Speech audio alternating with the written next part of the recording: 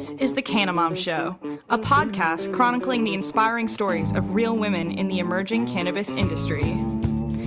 Your host, Joyce Gerber, mom, lawyer, political activist, has been speaking with women from coast to coast and around the world who are leaders in the revolution of cannabis and caregiving, continuing on her mission to lift up the stories of the women creating the cannabis industry by sharing their canna stories with you.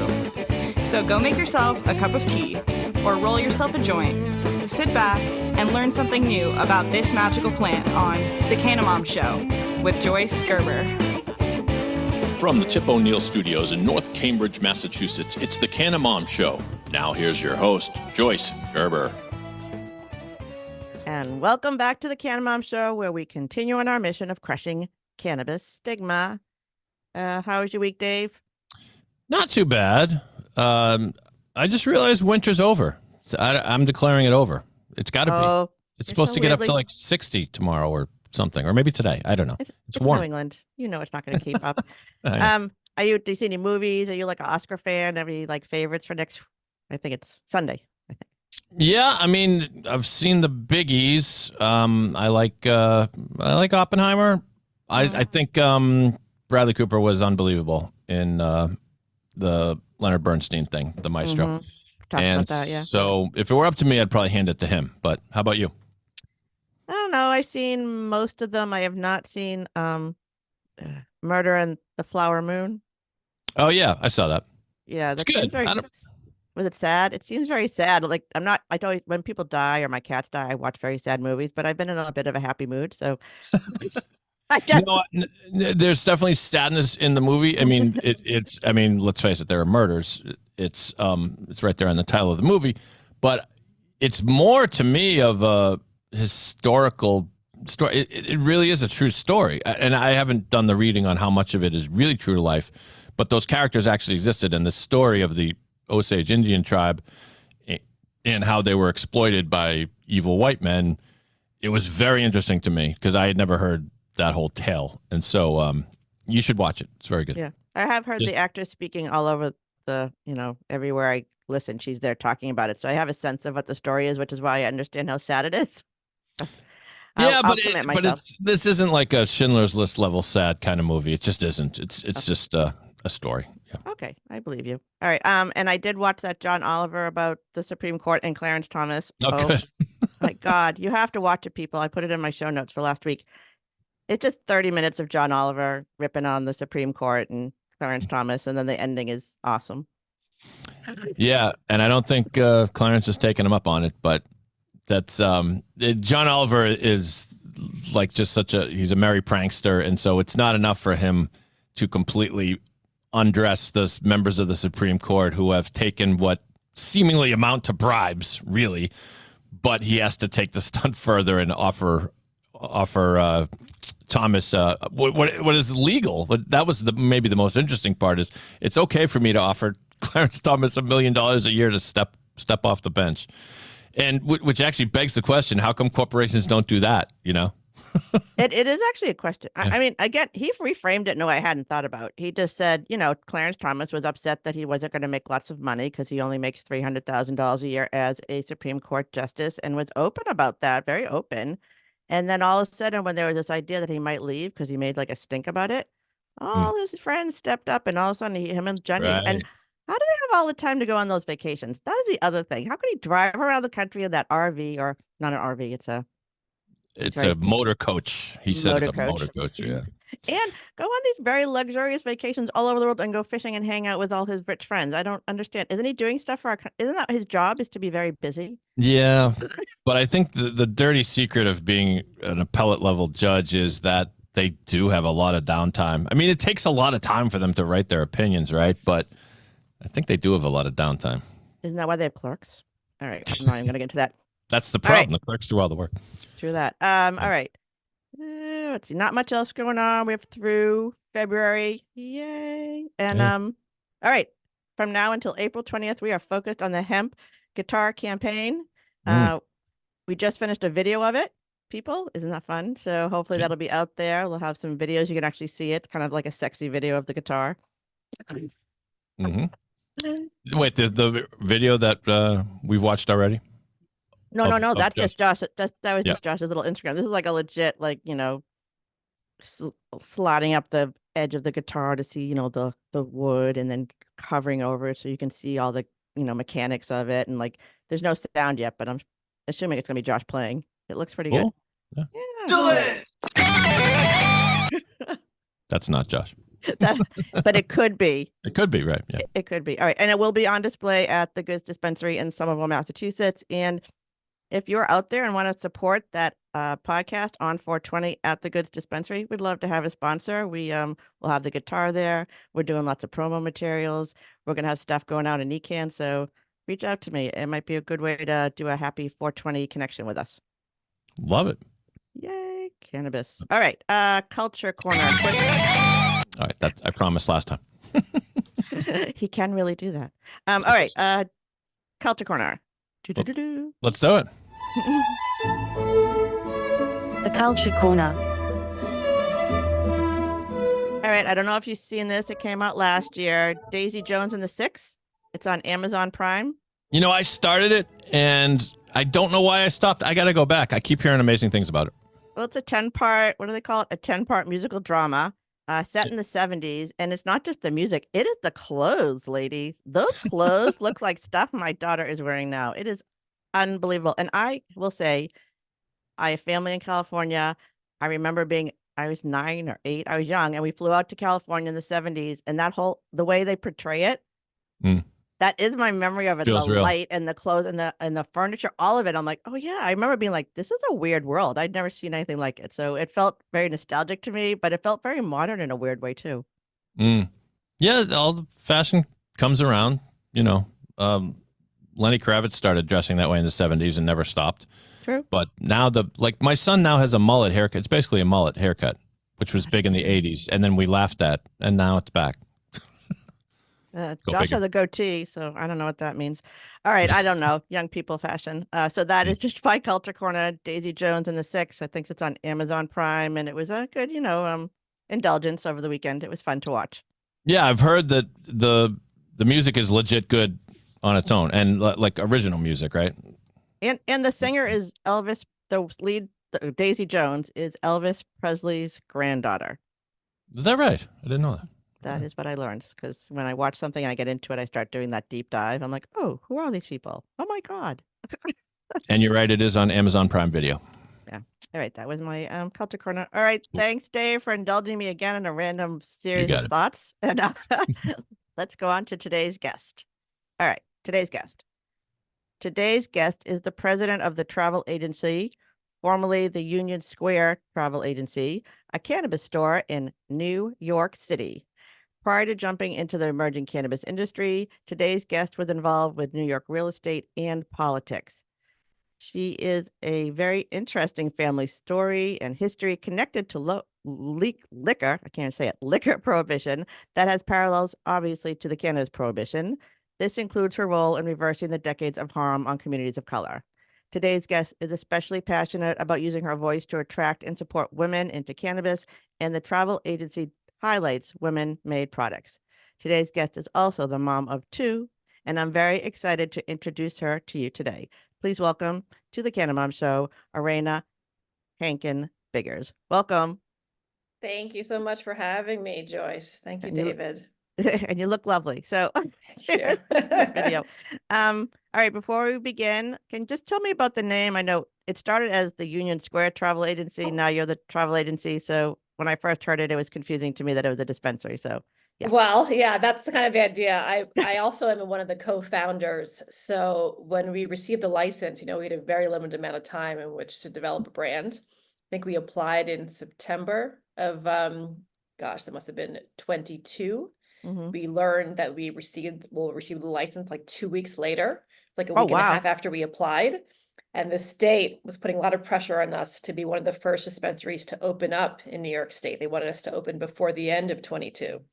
And so we were really out the gate, moving really quickly. And so we had to come up with a name and a brand in literally maybe like 30 days. Did you have a location? We did have a location. We were in the process. It took some time to lock down that location. But as we were looking for the location, after we locked down the location, we went the process of branding that site. And the location was in Union Square, hence the name Union Square Travel Agency. Obviously, it's meant to be witty and fun, and it really speaks to cannabis taking folks on mindful journeys, taking them to places they haven't been before, traveling without going anywhere. There's lots of play on words. We have an incredible creative team that helped us to develop this brand. They're actually a female-led creative team from ex-Wyden and Kennedy team that are now all freelancers. Okay. One of my business partners, his wife actually is the CMO of Tinder. She used to be the CMO of OkCupid. And the team that developed the DTF campaign while she was OkCupid with her has since left Wyden and Kennedy, and we scooped them up, and they have really this is helped to very high develop our level brand. All right. Yeah, so this it's is high pretty level incredible. marketing. And of course, this is New York City. This is a whole different market we're coming into. And that is so shocking to me coming from Massachusetts, because what happened here with the licenses, you had to hold on to those. You had to get a host agreement, and you had to get the town had to approve it. And then you had to like secure a space, which you had to pay a lot of money for. And people were waiting years before they could get, their license. So this is that you would get that so quick. You didn't have a name. That's Yes, we did not even have a name. It happened quite quickly. So travel agency was just, you were brainstorming one night. It was what?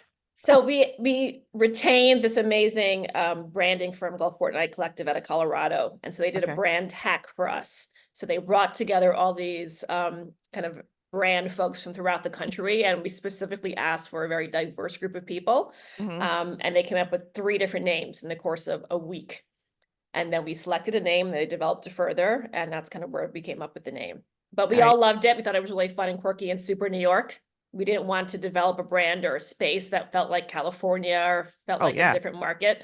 So we're looking to do something very creative. That's actually true. Box. Oh, that's okay. So, but you have since shortened it to travel agency, and you have one in Manhattan, you have one in Union Square in Manhattan, and now Brooklyn. In Brooklyn, and we're opening one on Fifth Avenue, which is why we changed the name because we have 2 more, and then potentially a 3rd as well. And do you have? So New York's market's so different. So do you have limits on how many dispensary licenses you can get? There is certainly a limit, but in all these cases, we are the minority owner. We're essentially the operator. And we've partnered with a card license holder. So with a license holder who maintains majority ownership, we operate the spaces, we set it up, we find the real estate, we ensure the success of the card license holder's business. The cards are individuals with cannabis convictions here in New York, or in the first case of the Union Square location, it was a not-for-profit that we partnered with. Well, that is so interesting. That's very they don't different. have experience running retail establishments, and certainly don't have experience running dispensaries. So we have a really stellar team of folks that we've compiled. Wow, that is such an interesting model. That's so different from here. Okay, so what's your mission? What's your big mission? Since that's a very unique space you're operating in. It is incredibly unique. I don't think anywhere else in the country is there a partnership between a for-profit company and a not-for-profit, as the case in Union Square, where we're redirecting 51% of all the proceeds to the not-for-profit.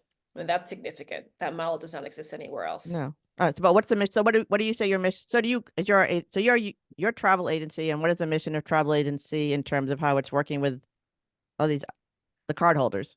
Yeah. So, I mean, our mission really is to help stand up a legal, healthy market here in New York. There's been a lot of issues with the rollout, as I'm sure you're aware of. In New York City alone, we have probably estimated around 2,000 illicit illegal shops, and New Yorkers really don't understand the difference. I think they're beginning to. So a big part of our mission is helping to educate New Yorkers, consumers, and folks who've never consumed about the difference between legal and illicit cannabis dispensaries and the value of shopping legal.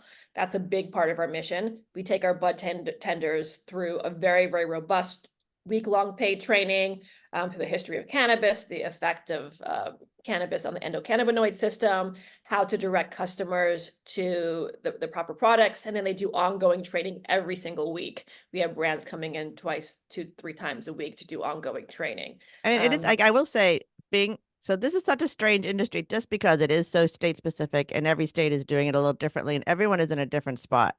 Yeah. So I can see how New York is now, Massachusetts, we have our own stuff going on. But, it became a business before it really became medical. And we always talk about education because that it really is always the thing that's missing, especially for women I talk about women my age and older who know the least, need it the most, and it just isn't there. And it became a retail product that's still being marketed. Marketing's an issue to like dirty 20-year-old boys, which I know just, No, no, which it no. shouldn't be. So you seem like you're taking this idea that this is New York City. We're elevating this. We're making sure it is a shopping experience that people understand, where they're getting good information and they're going to be able to tell, because it is expensive. That's the other thing. It's an expensive product because of all the regulations and the taxes, and you want people to buy stuff that really works. So you're sort of taking it down that lane of how do you Totally. transition from the illegal market to someone, I still talk to women who are buying like gummies from random people because they're in a state that is not quite legal yet. So we Mm. shouldn't be doing that. Okay. Can we kind of like go backwards in your family? Stu kind of told me there was a kind of connection to you and cannabis and alcohol prohibition in your family that I don't know if it ties into your why of why you are feeling so passionate and need to be here, but that Yeah, no, I mean, I definitely understood how valuable and how many opportunities there are in an emerging market, because my great aunt was the first Black woman in New York State to receive a liquor license. She wow. opened up a liquor store here in Harlem, where I live now, and she operated that liquor store for I think over 30 years, and she What became year? very wealthy. What year did she open that liquor store? Oh my gosh, I don't even know. I want to Yeah. say it's a very good question. I don't know, but it was around like probably the 50s, Okay. So 60s. I again, think she operated it. and there's Maybe there's late an industry that 40s. was very illegal, especially in New York, and now we can't imagine like the way it is. We just can't imagine it because liquor is sold everywhere. So why would you get it from a bootlegger? But that's a big leap to see the future. How did she know that this would be something that she could do, or maybe she didn't? Maybe she just did it. So she actually was a civil rights activist. Okay. And I think maybe that's how she got pulled into it. She was very active in the Harlem community. She had a personal relationship with Percy Sutton. I think she saw the economic opportunity in this new industry. She was really actively involved in integration at like for-profit businesses in Harlem. So a big department store that refused to hire Black people. She protested and led this advocacy effort so that they would hire women of color into this fancy department store in Hmm. Harlem. So I think for her, there was a real linkage between the economic opportunity and civil rights, which is very much parallel to what's going on in New Exactly. York now, and very much what attracted me to the cannabis industry. Not just the economic opportunity, but because of the ability to be able to work in the social justice space and to be able to leverage this new industry for social justice, for economic empowerment for communities of color, and to help right the wrongs of the racist war on drugs. That's such a good reason to be here. Okay, that's so you've seen it. And honestly, cannabis is healthier than alcohol, so it's even better. Way healthier. All right, so you have sort of a passionate, like historical why, maybe the thing that said that you you could take your skill set and integrate it into this new industry, but what was your relationship with cannabis? Was it something that you used to manage your own? Was it something you were scared of? I always thought it killed brain cells. I had an epiphany. So what was your relationship with cannabis? And yeah, moving I mean, forward. I've used pretty habitually since I was 15. Okay. I guess I never viewed it as self-medication. It was very much social. Later in life, though, I realized that it certainly served as a tool and an aid for anxiety and for Hmm. stress. I worked in politics. In New York State, I worked for the governor's office for the Oh. Spitzer-Patterson administration. So I worked for David Patterson. We were a team of maybe 5 or 6 people when Elliot Spitzer got caught with the prostitute. And it was an immensely stressful period. So our team of 5 or 6 had to figure out how to run the entire city of New York in literally 24 hours. And that was definitely the most stressful period of my life. And everything I would do one day in the office with regards to policy decision-making would be in the paper and criticized the next day. So it was a really high profile, but incredibly stressful period. So were you a cannabis consumer in that period of your life? I sure was. That was the only way I So, survived. so did they do? I mean, I worked a lot of No, places. They didn't do any drug testing. I was not a bureaucrat. I was a political appointee. They don't do drug Okay, testing for political appointees, thank God. thank God. And I don't even know if they do for bureaucrats in New York State. Federally, certainly they do if you're a bureaucrat. But no, thank goodness, That's no. actually good to know. In some ways, I'd rather know that my like people running my government are using cannabis instead of alcohol. Honestly, I think Yeah. it's just better for everyone. All right, so you're in this very stressful situation, and you're one of those women. You understand that it's working for your own body, even though whatever Yeah. culture is telling you around you. The people you work with know that you're a cannabis user. I don't think so. Maybe okay. some close friends, but I doubt. I certainly didn't advertise Wasn't it. it I like, would okay. come home, and it wasn't every day. I would come home, Thursday, Friday, and the weekends, and maybe, I would have maybe a glass of wine and smoke a joint. But it was part of your life. It was just part of your life. All right. So that was just Exactly. all right. Let's see. All right, let's talk about New York. New York is the biggest market here on the East Coast. It is opening up in a different way than it opened up in Massachusetts. I do think whatever happened in New York influences the rest of the world. So I don't know when this is going to be descheduled. At some point, we will have interstate commerce, but now you're in your own little universe, New York, trying to figure this out. So you're in this, it's a big state. So you're in the city and you have a dispensary license. I guess maybe let's talk about a little bit about what's going on with the illegal dispensaries, what kind of what kind of impact that's having on this market, and what are you doing? Again, I know everyone I'm connected to wants to do education because they want people to understand what this is, but what is it that you see going on around you, and what do you think are the solutions that are going to make this go from, like alcohol to like Yeah. something that's just normal? Yeah. I mean, it's incredibly challenging because we have 1,700 to 2,000 illicit cannabis dispensaries here in New York. And I think much of that is because the legalization of recreational cannabis happened during the pandemic. And there were a lot of retail tenants that were vacating spaces, a lot of small landlords who were really struggling financially. So they just looked a blind eye. And so That is so funny. So they just popped up instead of like having people deliver it to you, they set up their own store? yes, but these are being fun? not and the interesting thing to note here is that like our friendly neighborhood drug dealer who I'd been buying for years, who have relationships in the community, who are oftentimes people of color, are not the same folks who have set up these brick and mortars. They're, in many cases, they're very large crime organizations Oh, that have leased like 4 or 5, 6, 7 different spaces and have come in and operated. They've actually reduced the business of like our neighborhood friendly drug dealers quite significantly by like 70%. Some of them wow. estimate. So those folks are really struggling as well. And a big part of the legislation was trying to convert the legacy folks into the legal space, but they're really struggling. But in New York, I think everyone's pointing fingers still. The city's pointing fingers at the state. No one really has the resources or the time to shut down that many illicit shops. So the folks that have opened up right now, there's 75, I think, in New York State. There's 18 or so in Manhattan, another 18 in the additional 4 boroughs. So the numbers are growing in terms of the number of legal dispensaries, but it's really hard to do well as a legal dispensary here in New York, especially in New York City, because of all the marketing restrictions, the advertising restrictions. You can't show that you are selling cannabis from the street. You can't have any product visible. You can have limited signage. And it's really been a struggle, I think, for a lot of the folks that have opened up to date to actually see real revenue coming in. We're in an incredibly unique position because my company is comprised of folks who worked in corporate cannabis for many, many years. So we have a stellar A+ team. We've invested a lot of capital. We have access to lots of capital. So our model is very, very different. So, The but state, I mean, yeah. again, this is a compliant industry. That's really where you are. So we're talking about people who want to get into this for the right reasons. They want to be able to heal their communities.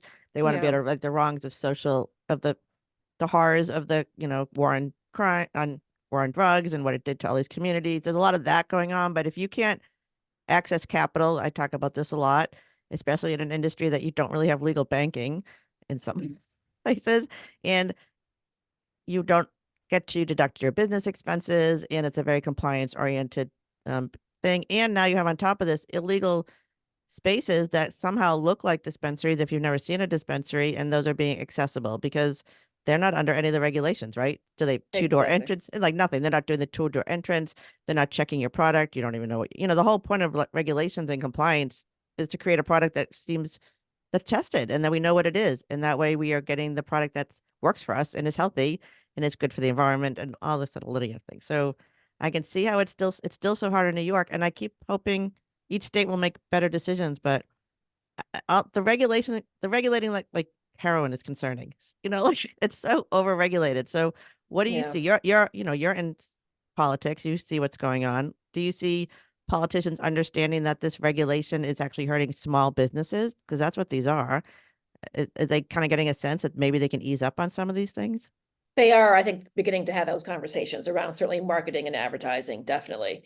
I think it's challenging because, the folks at the state level are certainly incredibly well-intentioned, but, I think politicians, bureaucrats, they know very, very little about running a for-profit company, let alone a highly regulated for-profit company. So there's a huge disconnect.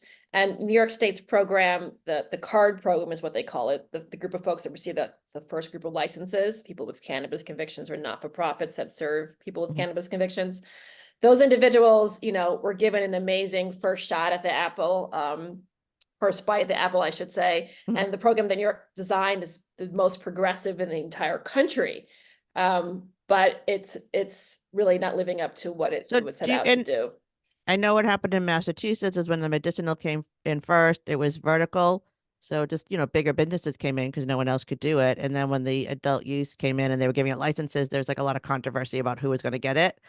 So it seems like New York has already settled that the people who are going to get the first licenses are not going to be the MSOs. They are trying to give people like a head start in this industry. That is totally correct. But now, because of lawsuits, they have had to let the MSOs in much earlier than they had promised. And, they attempted to help support these entrepreneurs with these cannabis convictions, but it's really quite difficult to do so if you're competing with larger companies, MSOs in the illicit market. And, as much as you try to advise and guide and give technical assistance and support to entrepreneurs, it's not an easy business. It takes a lot to stand up a healthy, regulated, legal cannabis business. All right, but you're doing whatever. You're out there, you're doing your thing, and I know there's a lot of bad things we're going to talk about, but I don't want to. Let's talk about women in the industry. Thank you for turning this page.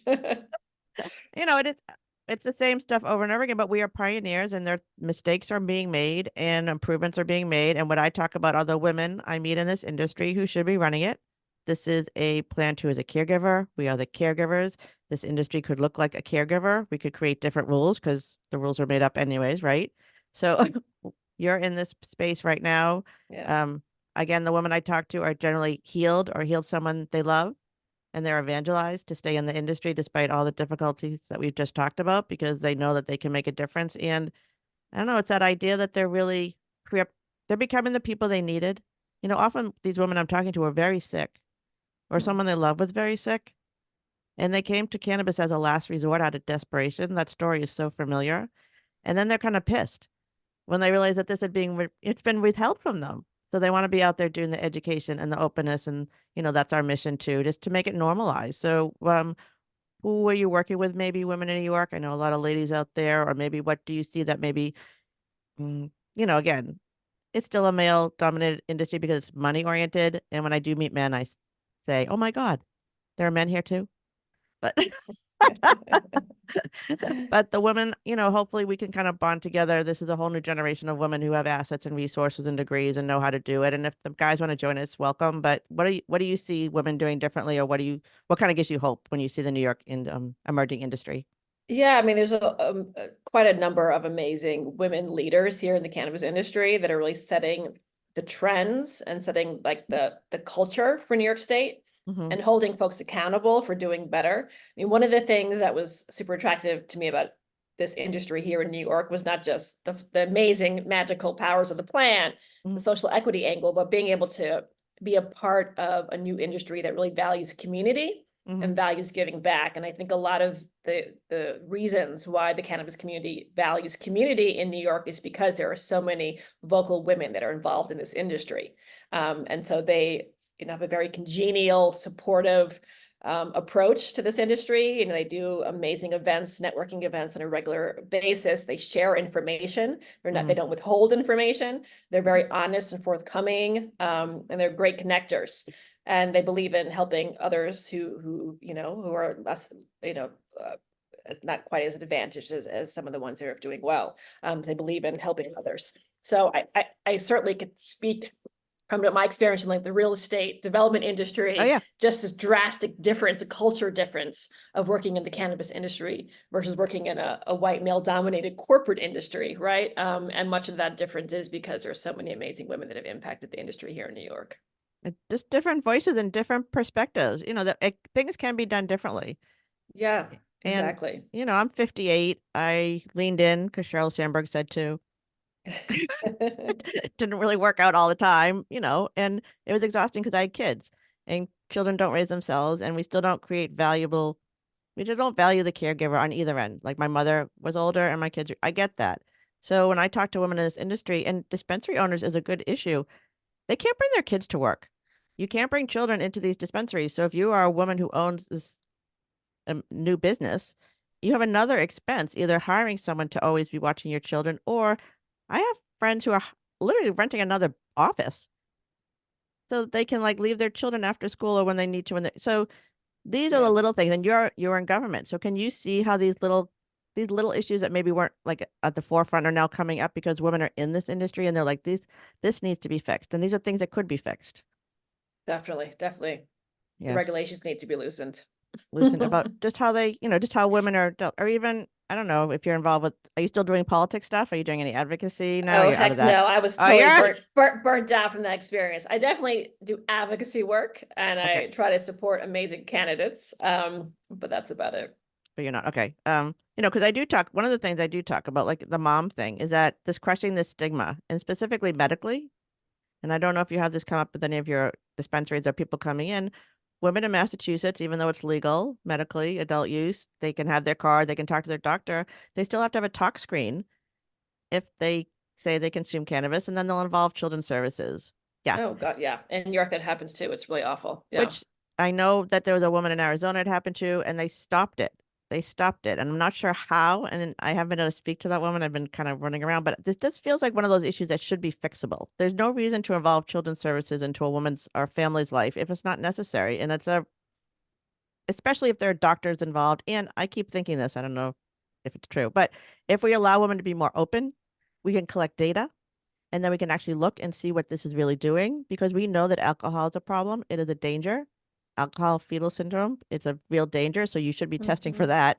We don't know what the danger is with cannabis. We don't even know if there is a danger. So if we can't take data, we'll never know. And if women can't be honest, they'll never find out. So this is like one of those not a little issue, but it's an issue that's very kind of state specific, almost hospital specific at this time.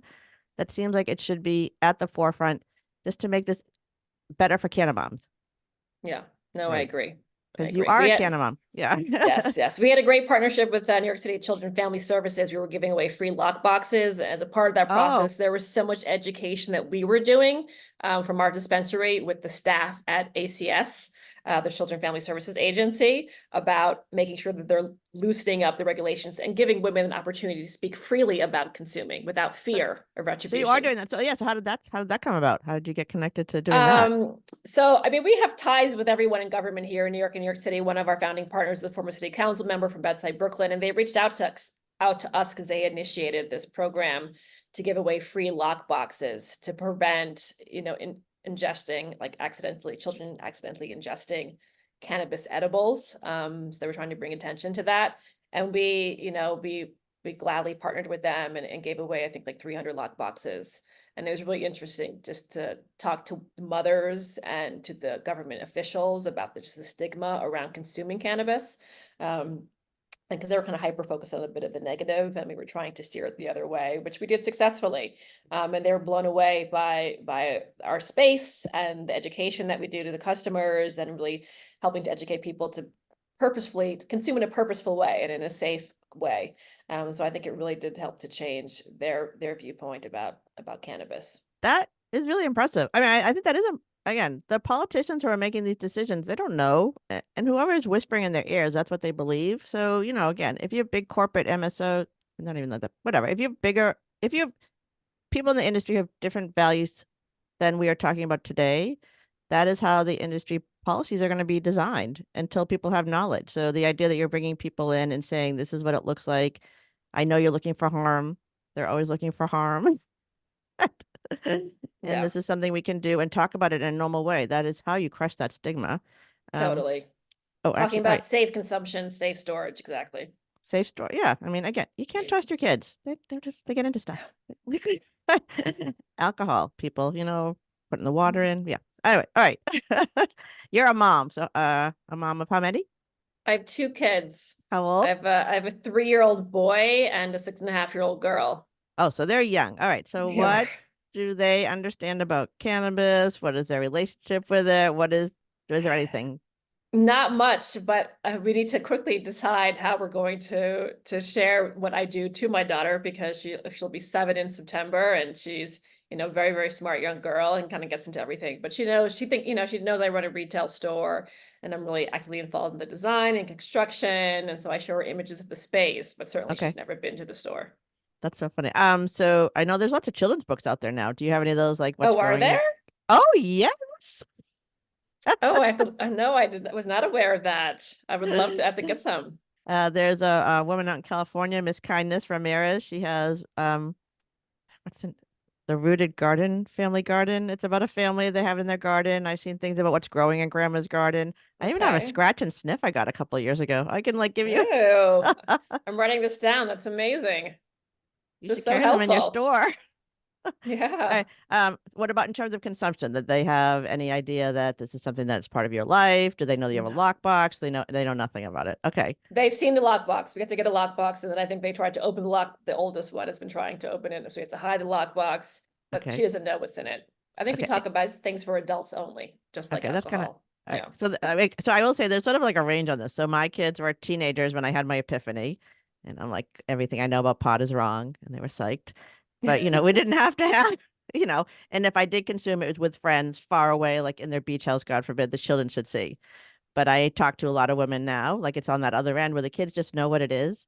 Like they know it's mommy's medicine and they know where it is and they know that a dupe tube isn't something that you touch and all these things. Mhm. That's like a different understanding of what it is. So um and it's also what your community is like. So do you have moms that you consume with? Is that sort of like an open thing? Is a school, would it be like, I used to talk about how I could go to the school with a big shirt that said I'm a wine mom, but there's no way I could have said I was a Canna mom back in the day. So where are you in terms of that in your world? Yeah, I mean, certainly all my close friends know that I consume. Yeah. I have some moms who I consume with, but all my mom friends know what I do now. It's certainly, I've been in this industry honestly only for a couple of years, and it took a while to even figure out how to communicate to people I know that I'm in the cannabis industry, because there's such a stigma, especially folks I worked with, in corporate real Oh estate yeah. or in government before. So it definitely took some getting used to just even expressing to people I work in cannabis. And I always have to like add a caveat. Well, we're partnering with the Doe Fund. We give away half the proceeds. This is amazing, not for profit. There are all these caveats, right? And so now I just freely share because we've been so successful. It's amazing work that we're doing. We're You're in employing the all these newspaper. You're like in the people. New York Times. Like, how could they miss you? I mean, it's pretty incredible. So the reaction has been nothing but positive, but there are some folks that are like, initially, but So those are you the haven't ones that lost keep in my you haven't close lost any circle. friends. Are you gonna offer like No, for the PTA like a tour of the dispensary or like I think that'd be very popular. that would be awesome. That would be awesome. I mean, again, like so my friends don't really know that much about cannabis. A lot of them, I've taken them into dispensaries Oh, wow. because it is uncomfortable. If you don't know, you can't see inside, right? You have to show your ID twice, which is just Yeah. weird anyways. There's a bazillion products. If you don't have well-trained bud tenders, it's a little hard to even like figure out what you want to get. And so you need a space like it sounds like what yours is, where you come in. So why don't you just describe what it looks like? Tell me about what the one in I guess the In one New in York. Union Square and then what the one in Brooklyn looks like. Yeah, so the one in Union Square is really quite beautiful. My team, we're art lovers, we're lovers of design. And so we hired this incredible award-winning architecture firm, Liang. I interviewed probably like 10 different Mm. dispensary designers, and I was like, oh, yuck, they didn't really seem to be doing anything innovative. So we went with just a really cutting edge minimalist designer, Liang, and they designed a space for us that's very reminiscent of the TWA Sarandon Airport Terminal. So it feels like you're walking into an airport terminal. It's really quite beautiful and very minimalist and very high end. We have like this massive joint kind of in the glass vestibule that's filled with like little green airplanes and passports and like little green travel themed Oh, that's toys. funny. And we have this beautiful vinyl wrap of all these like really brightly colors at the side. It's really a gorgeous space. And in the back, we have a room dedicated to terpene education, kind of to help educate customers about like the value of being purposeful when you consume and not necessarily buying the product that has the most THC, but really focusing on the terpenes that are present to So do you determine do you have things. like a human being in there talking to people, or is it like a presentation? It's mostly an exhibition, like a museum Exhibition, type okay. exhibition. And there are sometimes a bud tender and they're explaining to folks as well, but it's like there's copy on the wall and then there's like an interactive exhibition where you can smell the terpenes and then smell the Right. corresponding Oh, I love buds. that. And Yeah. so that's really cool. So it's a very different space. It feels And how very big is New it? I York. mean, it's New York. How big is it? It's pretty small, actually. The retail floor is probably only like 2,200 square feet, 2,300 Okay. square feet. And then the space in Brooklyn, which we only opened just recently as a pop-up, kind of feels more like a kind of a more raw, kind of urban type space.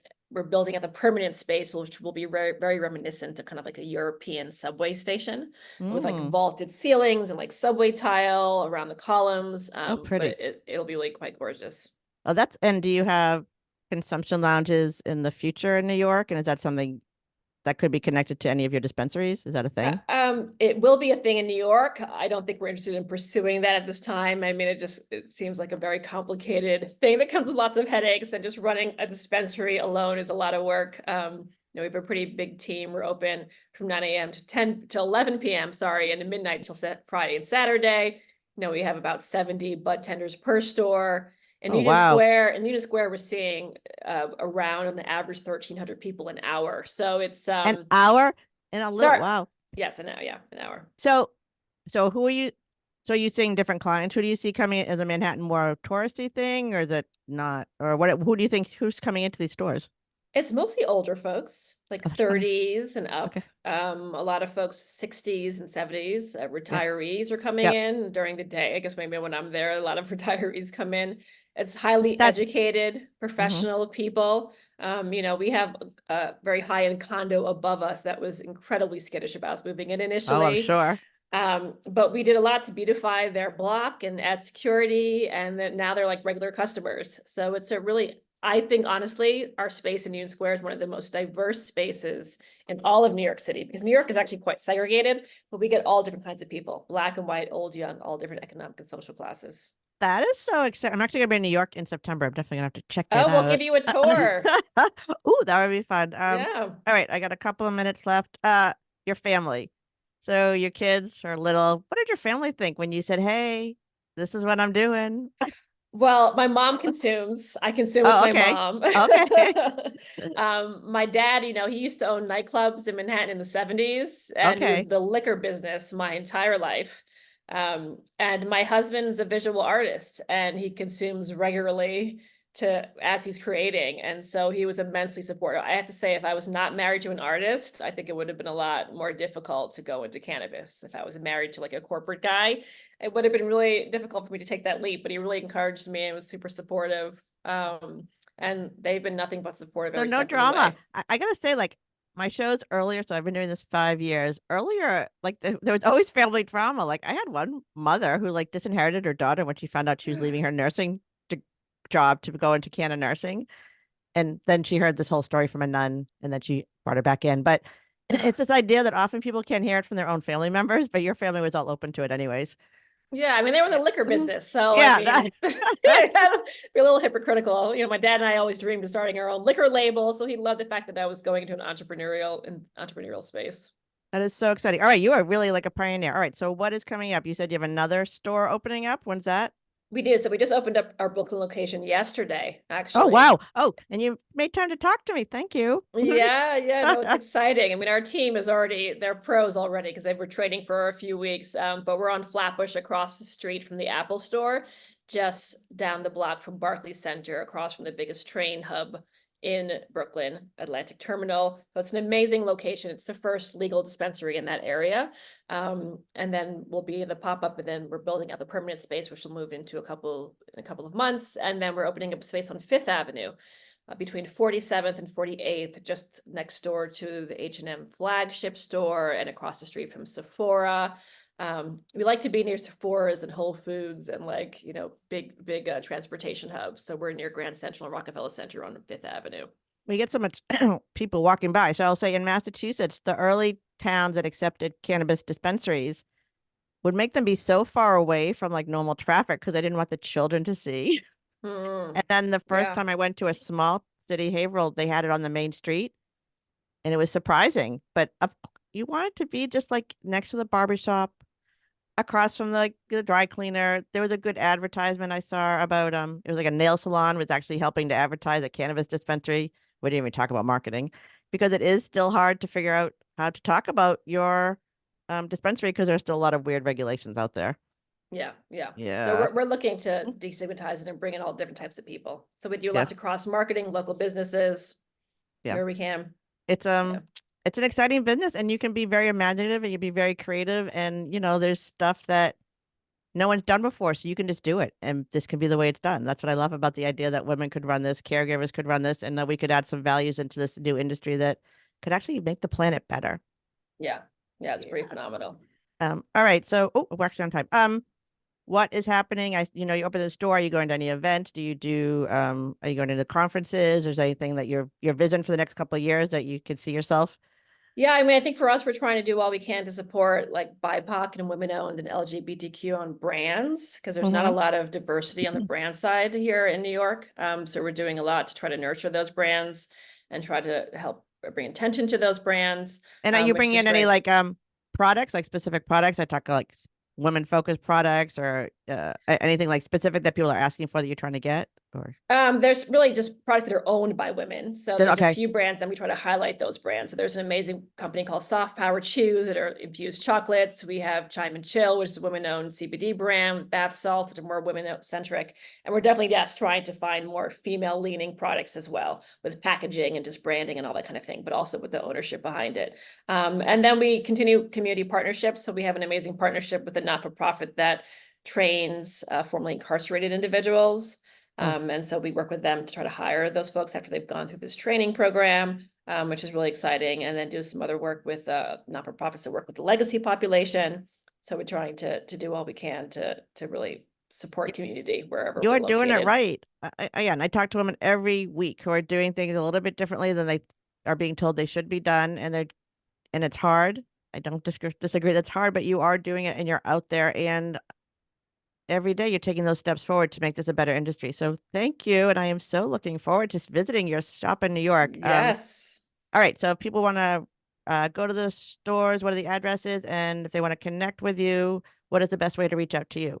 Yeah. So the travel agency in Union Square is on 13th and Broadway. It's 835 Broadway. We're on the corner. Our location in Brooklyn, which just opened yesterday, is on Flatbush and Atlantic, across the street from the Apple Store. And the best way to connect with me probably is through LinkedIn, I would say. I'm pretty active on LinkedIn. The cannabis community in New York is very, very active on LinkedIn. And LinkedIn, it's the best place for cannabis professionals. So it is. Strangely enough. Thank you, Arana. Thank you so much for sharing your story with us today. I'm excited to visit your store, and that's another show. So for my guest, Arana, and of course for my Canna Bro David Jazz and our Canna Mom Show team, I want to thank you for taking the time to listen to the Canna Mom Show. We're on a mission to enhance the impact women have on the emerging cannabis industry by sharing and preserving their stories of love, kindness, wisdom, and hope. Thank you for listening and following and sharing, because together we are going to crush that stigma around cannabis and caregivers. I'm your host, Joyce Gerber. This is the Canna Mom Show, and we are a production of Pod 617, the Boston Podcast Network.